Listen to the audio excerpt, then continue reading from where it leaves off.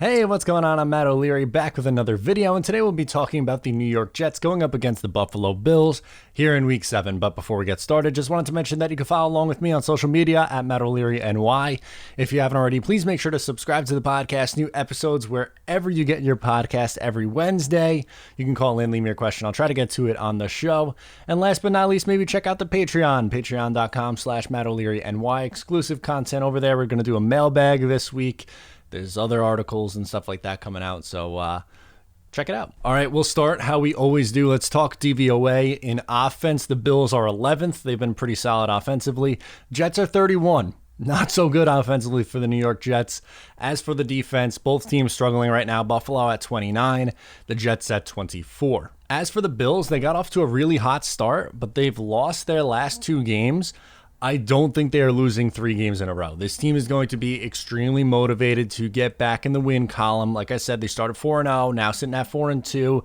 They are putting themselves in a position to do really, really well in this division and potentially win it for the first time in a long time. We know the New England Patriots usually dominate this division, but they are in a really prime position to take advantage of a weaker, I'm saying weaker division because it's not, the same Patriots team that we're used to.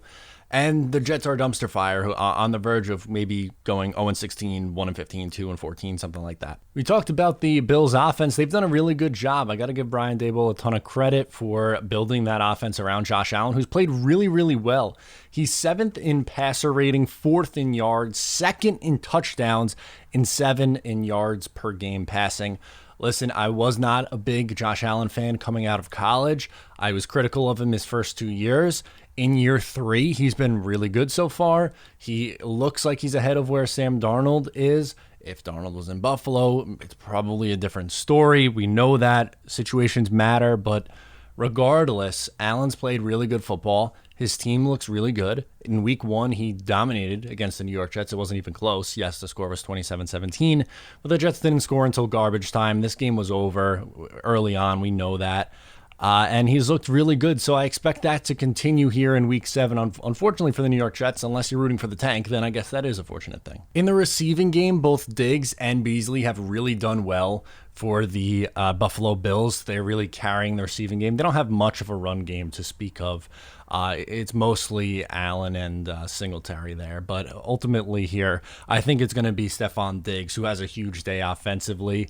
In the slot, Beasley should be manned up with Poole, who's had a really good year quietly on an awful team. But Diggs on the outside should be able to cook against Lamar Jackson or on the other side in Pierre Desir. I don't expect it to be pretty either way. And I think that Stefon Diggs probably is going to have at least 1 touchdown and probably, say, 90-plus yards, maybe goes over 100.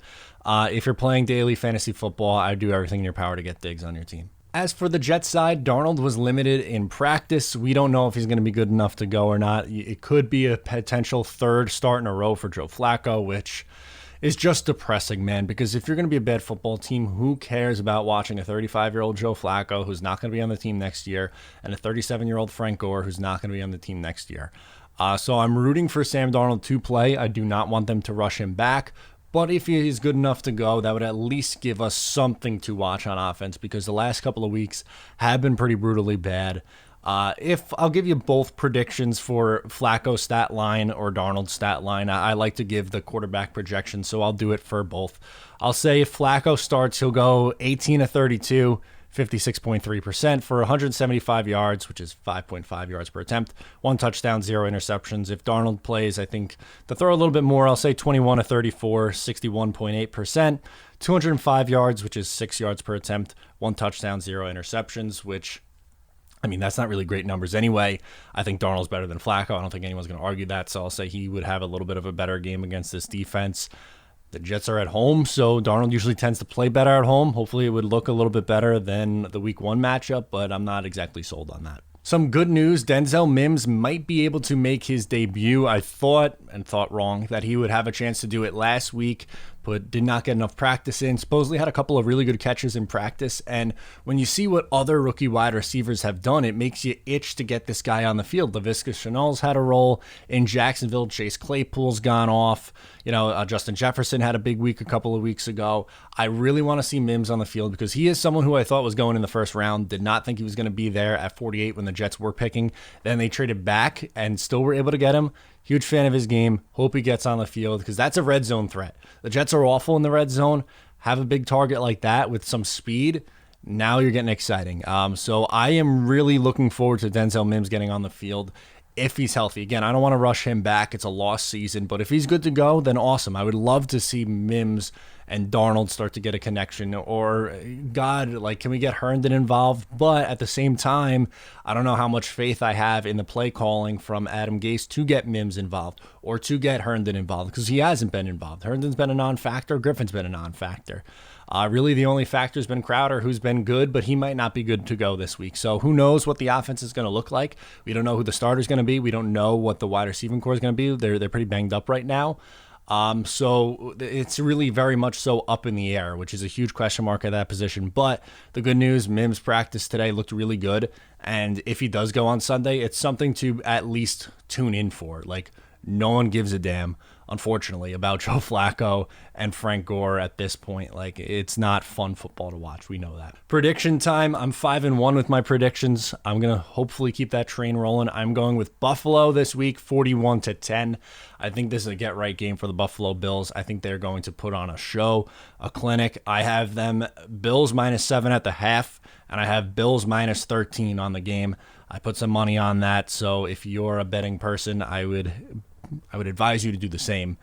Let's check in with Casey, who's 3-3 with her picks so far. Who does she like this week? Even the optimist Casey is on board with the Buffalo Bills. Not a good sign for the New York Jets. It depends on what you're rooting for, right? If you're rooting for the tank, then obviously this is fine. You get blown out 41-10, just on your way to 0-16. You don't care about anything, and I get that. I've kind of come numb to this team, which I don't really like, but it is what it is at this point. It's hard to get really motivated for these games or have much of a rooting interest, but it's the sad reality that we live in. So I guess watch Clemson destroy the crap out of Syracuse on Saturday, and then you watch the Jets get their ass kicked on Sunday, and that's probably what you're looking for. So let me know what you guys think about the game in the comments down below or on social media. Thank you so much for tuning in. Make sure to subscribe if you're new here. I'm Matt O'Leary, and I will talk to you next time.